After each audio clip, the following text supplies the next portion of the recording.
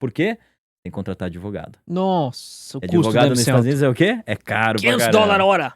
Exatamente. Então a gente volta pra questão do advogado nos Estados Unidos. Então você não quer que isso aconteça. Então nunca passe dos 60 mil dólares em ativos de raiz americana. É fácil de fazer, tá? Mesmo quem tem 200 mil dólares, 150. Agora, se o cara tem 500 mil dólares, já começa a compensar, olhar para as offshores, para as estruturas fora, né? Tá, mas um exemplo, você tem uma conta na Avenue, cheguei ali nos 59 mil dólares, vou pôr mais 1.000. O que eu tenho que fazer? É que assim, isso é fácil, porque a pessoa tem 60 mil dólares, sei lá, ela vai ter 10, 15 mil em ativo de raiz americana, 20, 30. Só não pode passar. Por exemplo, títulos do governo americano, as tais das treasuries, não são considerados nisso, apesar de serem. Porque eles, de novo, é incentivo, eles querem que a gente financie o governo americano. Então, isso não entra nessa regra. Aí as corretoras, a Avenue, por exemplo, ela colocou lá uma prateleira de ETFs que não está nos Estados Unidos. Estão em Londres, na Irlanda. E aí também não entram nessa regra. O que entra nessa regra? Ações entram nessa regra. Você não pode passar de 60 mil dólares em ações nos Estados Unidos. Entendi, eu posso fazer um mix na minha carteira, posso até ter um valor X de ações, normalmente a gente compra as Big Techs, né? E depois uns treasuries americanos. Ou fundos também, os fundos da Avenue, por exemplo, vou usar a Avenue que eu utilizo no dia. Não estão nos Estados Unidos, estão na Irlanda e Luxemburgo, justamente para fugir dessa regra. Olha só. Mas são os mesmos fundos dos Estados Unidos, entendeu? Então, existem caminhos de você evitar isso, né? E na pessoa física fazer essa otimização. Agora, o sujeito tem 400, 500 mil dólares. Pô, nos Estados Unidos faz sentido você ter pelo menos uns 30, 40% da carteira em ações. Aí já vai estourar os 60 mil. Essa pessoa já compensa olhar para as offshores, por exemplo. Essa pessoa tem que olhar. O que seria uma offshore? E quanto que é o custo de ter uma offshore? Essa é uma pergunta boa. Dá um resumão, assim. Eu sei que é complexo, mas um resumão. No passado era muito mais caro, tá? Ah, é? Muito mais. Era aquela coisa de rico, né? Nossa, o cara tem um offshore, né? E outra coisa, era coisa de bandido, né? Antigamente, né? Era aquele, sei lá, dinheiro sujo, joga pra offshore, né? Mas offshore, na verdade, nada mais é que uma estrutura, normalmente nos tais dos paraísos fiscais, né? Utilizam aquelas ilhas caribenhas, Bahamas, Ilhas Virgens, Cayman, né? Que são jurisdições aí da Inglaterra, né? Então, tem um arcabouço jurídico forte, né? Então, famílias ricas da Europa fazem isso, dos Estados Unidos, é super comum, tá? E na jurisdição inglesa, né, tem essa figura da trust, que você confia a um terceiro, na nossa não tem. Imagina que você confiou a um advogado uma série de regras para sua sucessão, e que ele vai cumprir aquilo. E você confia que vai cumprir, né? Que vai passar as cotas dessa empresa para os filhos, para a esposa, e que esse dinheiro vai ser pago não sei como. Pode colocar como você quiser, você desenha como você quiser, né? E aí você consegue estruturar isso aí e fazer uma sucessão. Tem outras estruturas, né? Tem coisas complexas, tem coisas mais simples. Só que no passado era muito caro, hoje em dia é mais barato, tá? Não é para todo mundo, mas eu diria que a partir de 200 mil dólares hoje em dia já fecha a conta. Uns 200 mil dólares, uma offshore, uma trust, quanto que custaria cada uma mais ou menos assim? Só pra gente ter uma Pra base. pôr de pé hoje, low cost vai custar 3, 4 mil dólares. Low cost. E manutenção anual vai custar mais uns 2 mil dólares. Antigamente eu chuto que isso custaria 3, 4 vezes o que custa hoje. Nossa. Então, assim, era uma coisa de rico, porque era muito caro manter. Mas hoje não, hoje é uma coisa que a classe média folgada já tem acesso e é uma estrutura que deve ser considerada para quem tem um patrimônio um pouco maior, né? E estimulo que seja. Porque, de novo, você tem seu dinheiro nos Estados Unidos, você bateu um patrimônio legal, 400 mil, 300 mil, 500 mil. Se você não tem mais que 60 mil dólares em ações, você tá fazendo alguma coisa errada na sua carteira, entendeu? Esse que é o problema. E aí, se você passar de 60 mil, você já tá com o problema da sucessão lá no Estate Tax, né? Que eu comentei.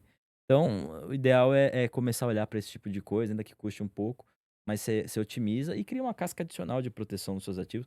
Agora, de novo, pessoa física em geral não vai precisar, né? Mas o político já precisa mais, né? Aí, sei lá, pode ter, sei lá, operação criminal internacional, né? Aí é bom o cara ter uma casca O que eu adicional. sei é que o Elon Musk colocou uma IA que vai rastrear todo mundo, o bicho vai pegar. Vamos só sentar e vamos assistir, tá? De fluxo de grana? Eu acredito que sim, viu? Por tudo que eu vi. Vai rastrear tudo. Eu tenho uma pergunta difícil para fazer sobre investimento americano. É possível viver de renda ou não, só investindo dinheiro, ou o certo seria já explorar outros mercados, como o mercado imobiliário e tudo mais? Por que que eu te pergunto isso? De repente alguém pensa assim: "Pô, eu quero ir embora para os Estados Unidos, mas quantos milhões de dólares tem que juntar? Quantos mil dólares tem que juntar para que eu conseguisse viver de renda lá?" É claro que o custo de vida lá é altíssimo. Você pegar uma classe baixa lá é $5.000 por mês. É. Uma classe média para alta, 12 a $15.000 por mês. Então, assim, é completamente diferente da nossa realidade. Mas é um exemplo, assim. Por que que eu te pergunto isso? A questão da rentabilidade. Quanto que daria para fazer mais ou menos, assim, por mês? É, uma carteira nos Estados Unidos, como eu falei, tem que ter um pouco mais de ações, né, porque os juros lá é baixo. Os juros lá é 4% ao ano, hoje. E por uma década foi 1, 2, né, então, se você não tiver ação, o que que você tá fazendo, né? Não rende nada, né. Sim. Bem diferente. O Brasil é uma moleza para investir. O Brasil é renda fixa e acabou. Mas ações porque elas pagam dividendos. Não, Não por isso. não, não. Dividendo nos Estados Unidos é ruim. Você tem um imposto de 30% na fonte Nossa, para não residente. não sabia disso. É caro. Não, o que você quer é empresa que cresça. Você quer a Tesla, você quer a Amazon, né, que ainda que tenha períodos ruins, né, você vai estar diversos anos, né, você vai ter períodos de baixa, de alta, mas se você olhar 5, 10 anos, você vai ver que ela rentabiliza bem, compõe bem 20, 30% ao ano, né, Nossa, é bastante. dependendo da empresa.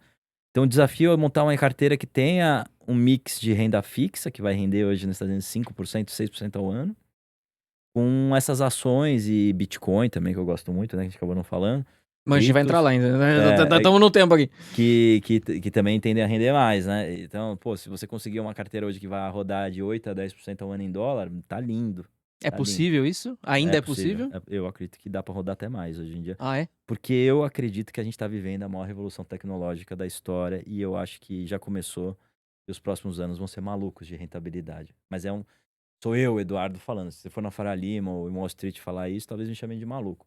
Mas a minha análise é que a gente está, sim, vivendo um período de transição sem igual na história. Ganhos de produtividade absurdos. Pessoas que vão perder emprego, infelizmente, por conta disso, né? Até 2030. Inteligência artificial substituindo muito do trabalho. Só que o que que acontece com a margem dessas empresas? Lua. É, porque não tem gasto adicional com Esses funcionário. dias a Amazon mandou embora 30 mil pessoas e está sendo substituído por robôs e inteligência artificial. O que acontece com a margem da Amazon, né? Explode. Explode. Mas o que que eles estão fazendo? Eles estão fazendo isso. Boa parte deles não estão demitindo, mas estão deixando de contratar. Só que uma empresa que cresce a receita 20, 30% ao ano, que são essas grandes aí, já são enormes, mas crescem 20, 30% ao ano. Mas no contrato, o que está acontecendo com a margem deles? Tá melhorando, né? Substancialmente, concorda? Sim, Então, tem eu margem para acho isso. que a gente vai continuar nos próximos anos nesse processo e vai acelerar, né? Você imagina se amanhã o robô humanoide, amanhã eu digo daqui 2, 3 anos, o robô humanoide começa a trabalhar numa linha de produção da Tesla, por exemplo, que tá É o que vai fazendo. acontecer, eu já ouvi falar já. Então, quanto que sobe a margem de fazer um carro? Eu fui no evento da Nvidia. Eles já têm um cenário de inteligência artificial que eles desenham a fábrica inteira É o para treinar o robô e depois só colocar na vida real e executar. eles chamam de digital twin, né? É o gêmeo digital, né? Que você treina tudo nesse ambiente Virtual. virtual, né? Ele aprende tudo que precisa lá nesse mundo sintético, né? E aí você traz para o mundo real, ele já Exato. entende todos os caminhos que pode seguir, né? Ele já testou bilhões de possibilidades, trilhões, né? E aí que a capacidade vai aumentando, quanto mais aumenta, mais cenários ele testou e melhor ele é. Que a direção autônoma da Tesla é isso, né? Então, esse mundo já existe, tá? O carro autônomo da Tesla já funciona. Quem for para Austin já vai ver lá nas Já ruas, tem quem for para São robotáxi lá. Francisco. É só uma questão agora de regulação, já é melhor que o ser humano. Então não é, isso é já é. A questão é só agora a adoção, né? A tais das curvas S de adoção, né? Que o Tony Siba fala muito, que eu gosto muito. É o tempo que vai levar. Que tem aquela analogia, né? Que é a do. Em 1900 estava todo mundo andando de cavalo na Quinta Avenida em Nova York. É. Em 1910 estava todo mundo de carro, só tinha um cavalo na Quinta Avenida em Nova York. Em São Paulo foi a mesma coisa. Meu tataravô era cocheiro, né? Que antigamente era o taxista tinha um cavalinho, Caraca. né? A cidade cheirava cocô de cavalo, né? E tinha gente que trabalhava limpando, né? O chão, de tanto cocô, porque imagina quando é de cavalo. E passou 10 anos, era só aquelas carroças velhas ainda, né? Aqueles carros das antigas, mas já tinha bastante carro, né? E acho que a gente vai passar por algo similar agora com. Só que vai ser mais rápido e vai ser essa transição aí para direção autônoma, para robôs humanoides. Para que mais? Para tudo, para drones, né? Os drones também eu acho que vão ter uma participação aí importante. Então eu sou muito otimista, eu sou muito bullish, que chama no mercado, né? Muito comprador atualmente, porque eu vejo essas margens aumentando muito nos próximos anos, tá? Já entrando aqui em especificidade. Agora, tem que saber escolher, né? É. Tem que comprar as tais, tem que olhar essas tais dessas hyperscalers, né? Que são as empresas que estão construindo e produzindo inteligência. Essas empresas que estão anunciando aí investimentos de centenas de bilhões de dólares em data centers, né? Você precisa dessas empresas que geram tokens, né? Tokens é inteligência digital, né? E precisa de energia, precisa de chips, GPUs, né? Esse é o jogo atual. Eu quero te fazer uma pergunta difícil também. O pessoal talvez não goste muito. A inteligência artificial vai roubar empregos em quais áreas? Que tipo de emprego você vê indo embora? Porque você está bem por dentro de todos esses assuntos. E na minha visão, até quero saber a sua também, acho que em 5 anos a gente vai ter assim uns 180 no planeta Terra. O que que você acha? Quais empregos a IA vai tirar daqui pra frente? Cara, todos. Não é todos em que sentido? Isso é Todos. muito complexo. Todos. Assim, a inteligência artificial, ela já é mais inteligente que eu, que você, que qualquer Sim. pessoa. As pessoas às vezes falam, ela delira, não sei o quê. Uma pessoa inteligente também delira, fala besteira, né? E a inteligência artificial hoje, ela é tão boa quanto a pessoa que está guiando ela, né? Então, se tiver uma pessoa que sabe guiar bem, ela vai produzir resultados absurdos que você não teria capacidade de produzir sozinho. Isso já acontece, isso já é realidade. Eu uso o Grok e o ChatGPT todos os dias.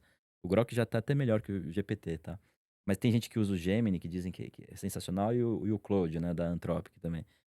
Dizem que é sensacional, né? Então, isso já é, assim, já é melhor, mas ainda não tem aplicabilidade, né? Ainda não tem contexto longo. O que é contexto longo, né? É contexto e memória, né? A gente tem isso, né? O ser humano, a gente lembra das coisas, a gente tem contexto, então a gente consegue fazer relações, né? Você lembra que você falou comigo há um ano atrás, você já tem o contexto do que eu fazia.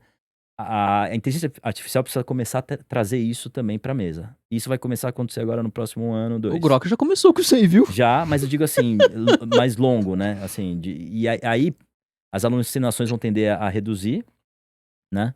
E vai fazer mais sentido, né? Ele vai falar com você, vai falar: "Oi, Tito, tudo bom?"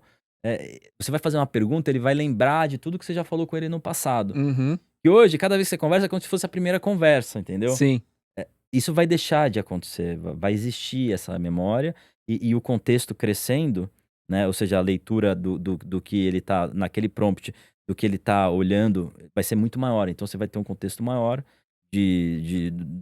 sei lá, dos documentos que você pode colocar, Caraca. do que foi colocado no passado, e vai fazer muito mais sentido, né?